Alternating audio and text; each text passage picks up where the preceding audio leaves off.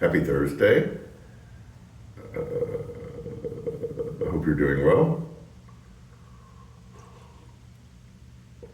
My voice never really works in the morning. It takes me a long time to kind of get into the groove and into the day. Okay, the question is going to be buried in the middle of this. But I had something happen a couple nights ago that really ties in with what we're going to talk about this Sunday. Was at the elders meeting, and let me give the elders some props. We had a great meeting. There was a ton of stuff on the list. This is the way I view the elders. The elders are the trellis, the lattice work that allows the vines to grow. And the trellis has to be strong, it has to be together, but often it's hidden. You don't walk into a garden area and go like, that's a beautiful trellis. You're like, wow, that's a beautiful vine or flowers or plant that's growing on the trellis. And the elders are the trellis that hold up all of the fruit and growth that happens in the church. And they are a fantastic group, love meeting with them. We had a lot of stuff we had to talk about. They are passionate. They are in love with God, with NCC and this church, and it's just a joy to work with them. But when I was at the elders meeting, I chased that rabbit. We had a really bad storm come through at our house. It only rained a little bit at the church, but man, our house, it blew through and blew some plants over. But I have a huge butterfly bush in the front of my yard that I've kind of been nurturing. Part of it died, and I rooted it and replanted it and then grew it. And it became so big and kind of unruly that I had to put one of those bird feeder shepherd crooks up against it, pat it and tie it to it, and then tie that to a front porch column to keep it from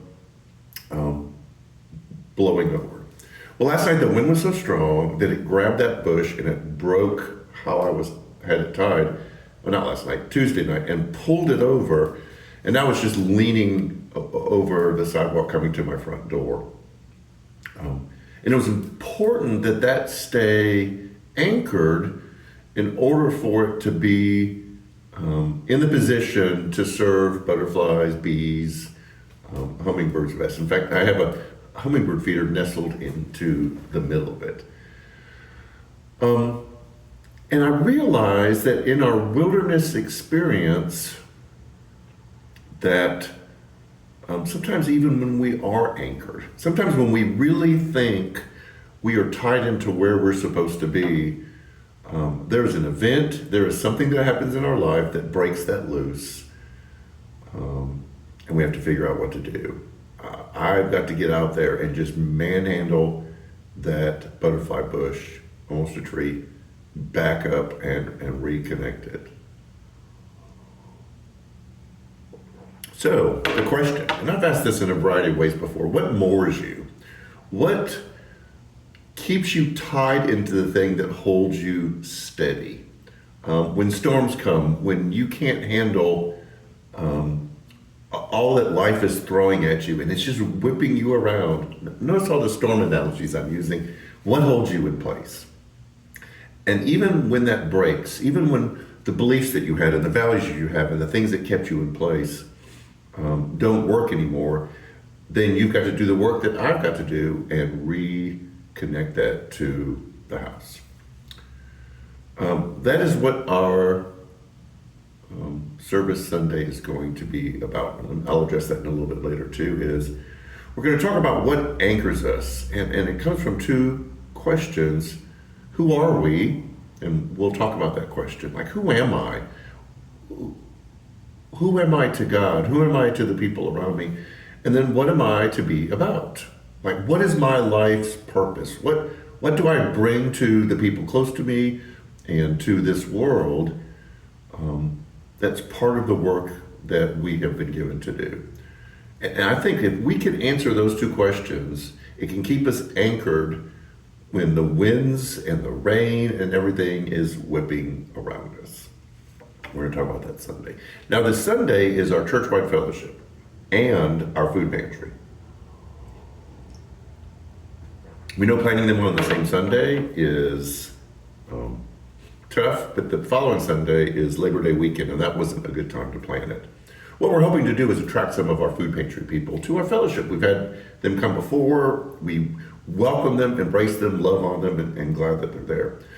So the service will start at the normal time, but it will end at 10:30. So it's only going to be a 30-minute service.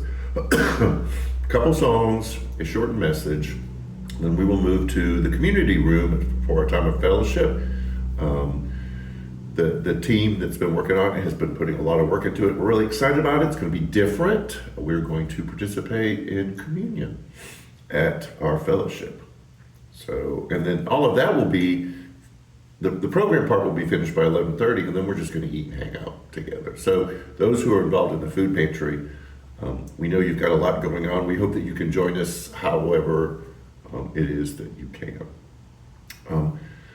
A lot is happening.